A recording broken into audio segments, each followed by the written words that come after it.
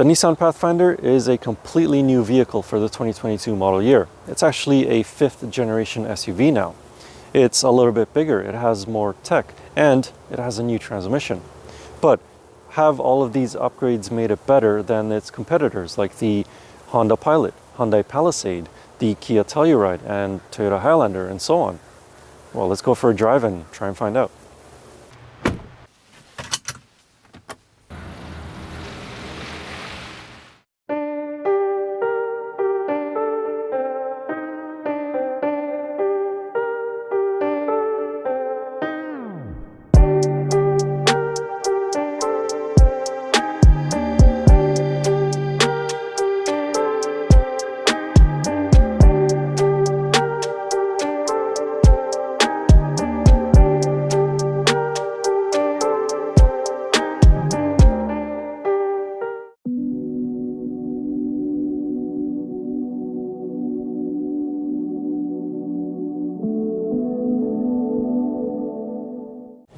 Under the hood of the Nissan Pathfinder, you will find a naturally aspirated 3.5-liter V6 engine.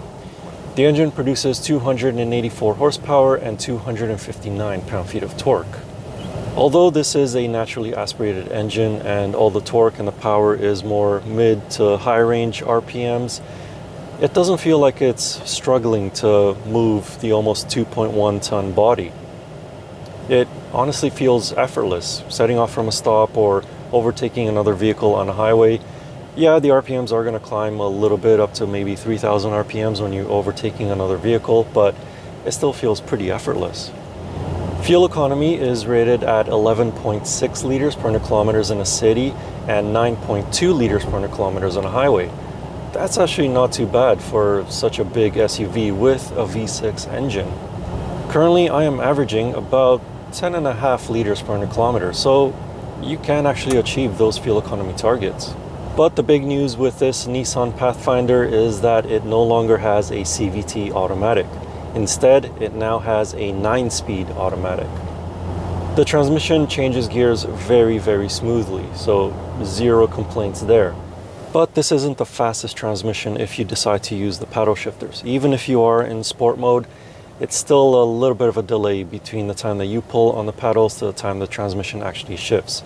So best to just leave it in D and let the computer decide what gear is best. Nissan's engineers have also spent a little bit of time updating the handling dynamics of the Pathfinder. The previous generation felt as though you were in a boat on the streets. This new one, while it doesn't feel like a sports SUV, actually it doesn't even have any sporty credentials, it feels much better to go around corners than the previous generation. It doesn't roll through the corners, it doesn't feel like as though it's constantly bouncing every time it goes over a bump. It just feels much more refined and planted when you're driving on twisting and winding roads. In Canada, the Nissan Pathfinder is equipped with standard 4-wheel drive, while in the United States, it's optional. There are 3 off-road drive modes: mud ruts, snow, and sand. Each slightly varies the operation of the throttle response, transmission shifts, 4-wheel drive system, and traction and stability controls to ensure that the Pathfinder doesn't get stuck when you're off the beaten path. This SUV was obviously not meant for extreme off-roading, but over a forest service road or a sandy beach, it'll handle the terrain with relative ease.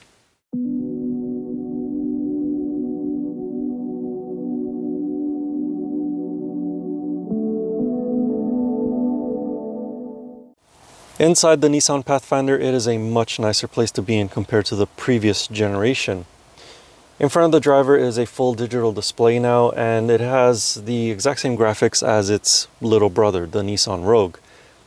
The instrument cluster, you can have 2 standard gauges, or you can have what I call the Beats by Dre, where the gauges go on to the side. The infotainment system is displayed on a beautiful 9-inch touchscreen on this Platinum trim.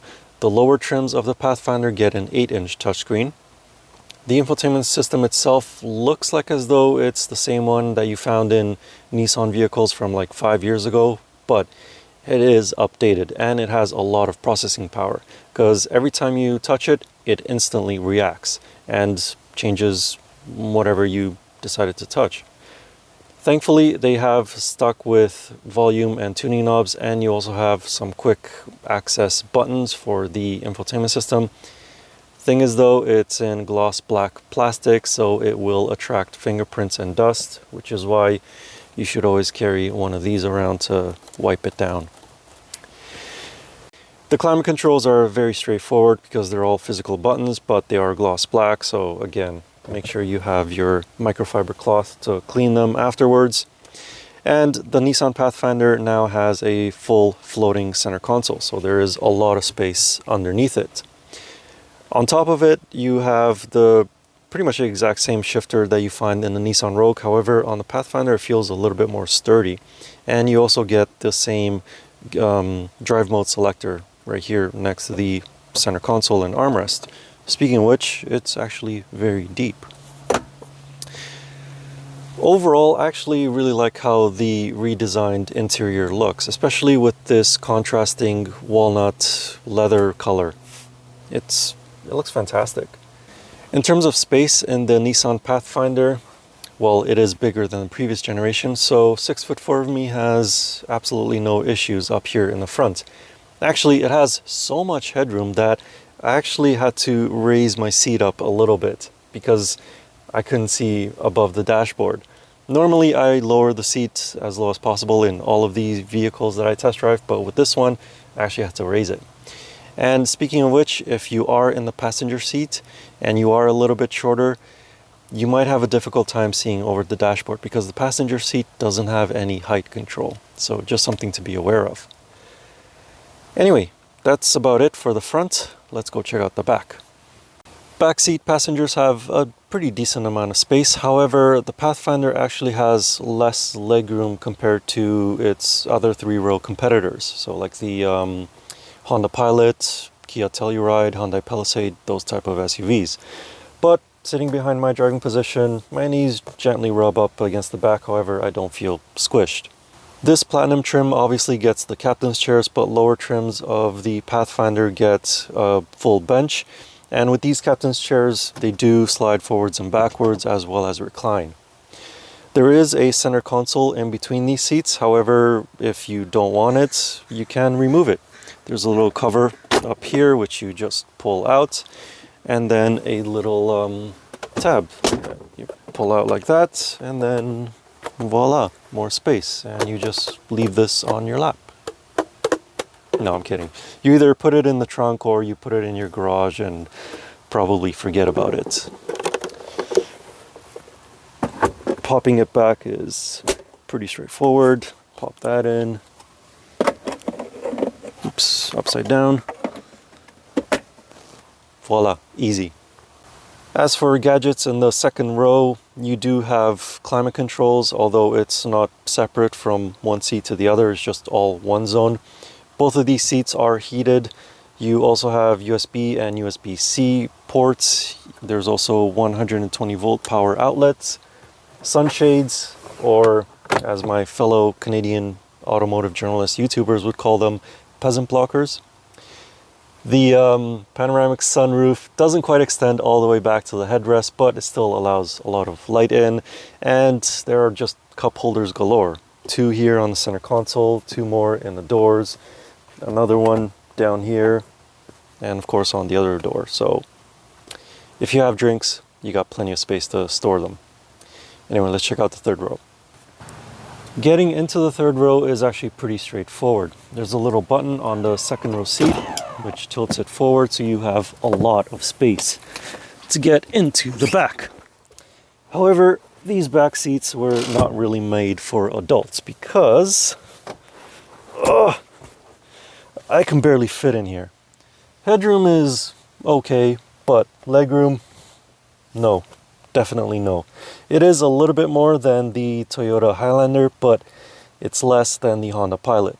So if you do plan on using the third row quite often, the Honda Pilot is your best bet. At least it's easy to get in and out of. Behind all rows of seats, the Nissan Pathfinder has 470 liters of cargo space. There is also quite a spacious cargo area underneath the floor. Fold the third row seats down and cargo capacity increases to 1,274 liters. With the second row seats folded, maximum cargo capacity is 2,280 liters, which is quite a bit less than the Highlander and Palisade, and a lot less than the Honda Pilot.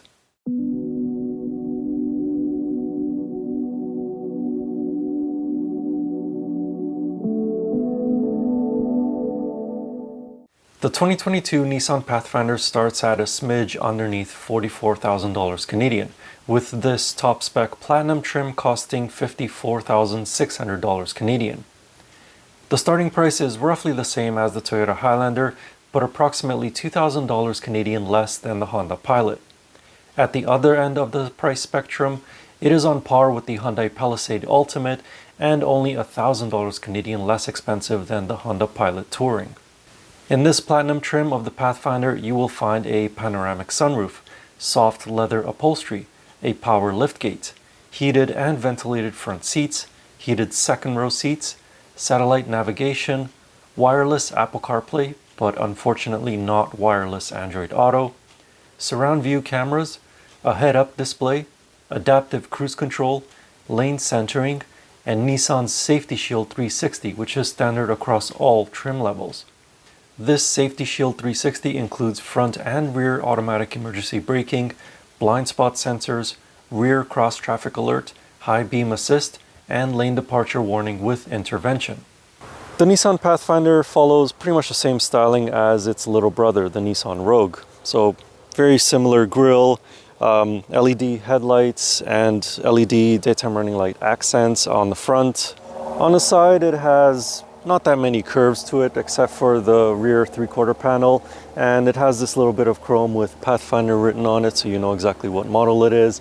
I do like the contrasting black roof, and you can get it in the same color as the body with just this little bit being black, but I actually quite like it in all black. And around the back, there is absolutely no mistaking what model this is, because yeah. Overall, I like how it looks.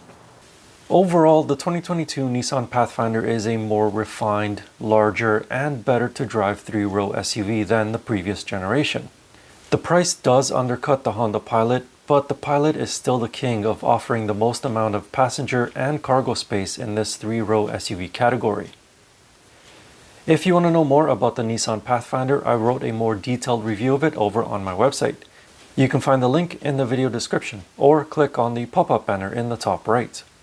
And as always, I will see you in the next car or truck or most likely another SUV.